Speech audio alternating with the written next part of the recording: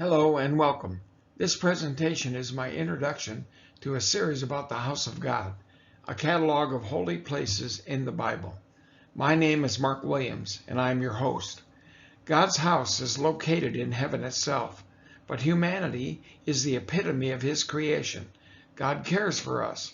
He loves the world of people and He wants to dwell among us, so He's building a family home for His children. God's house is not made with human hands, but it must be made to accommodate human beings. Construction of God's house is actually a multi-dimensional project, which is not yet completed, but it is on schedule, and the Lord our Maker is very interested in its progress.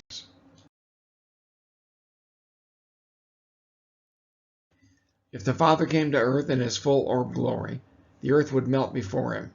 Israel just heard His voice on Mount Sinai, and they begged God to stop.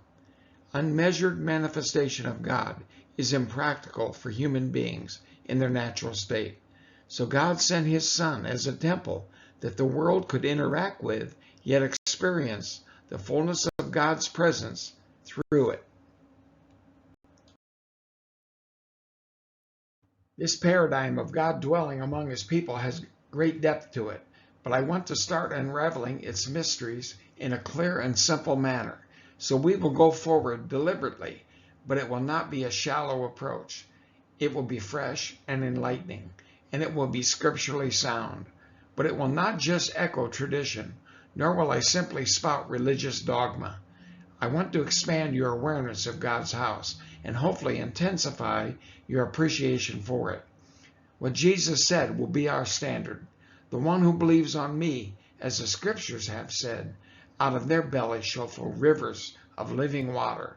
John 7:38. That river flows from out of the throne of God.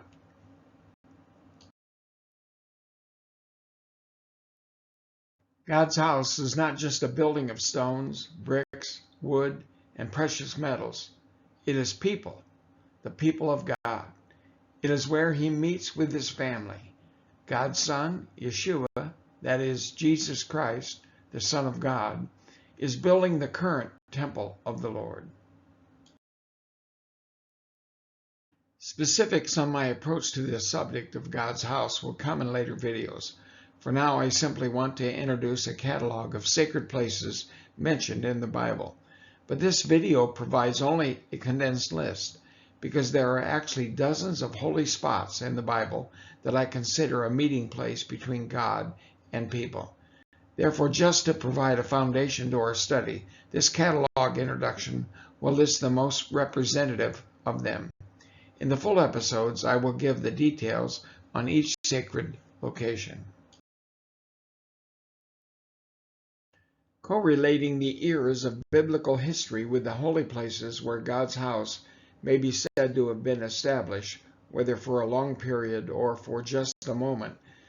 These then are the broad categories which I will use to study God's house. The Maker of all things fine-tuned His creation to make a beautiful and functional house of God in which He can dwell with His beloved family. The earth was prepared for humankind. What we did with it was a disaster, but all was not lost. After the flood, humankind had not fully learned their lessons, but the seed was preserved. God found a man and a woman to build anew, but now it had to be based on authentic faith. As a nation emerged, God had them build Him a formal place to meet with them. These holy places were transitions to God's rest. Just as the stone buildings seemed permanent but were not, so human hearts proved to be fickle. But the day of true worship was growing near, and the patterns were becoming clear. God will dwell in a broken heart. His Spirit will fill a humble and hungry soul. Sincerity and truth are the offerings that please the Creator. Humankind is the chosen dwelling place of Almighty God. There is a true tabernacle above, which God pitched in heaven itself. Finally, we will explore both that sacred place as well as future temples and our eternal home with the Father.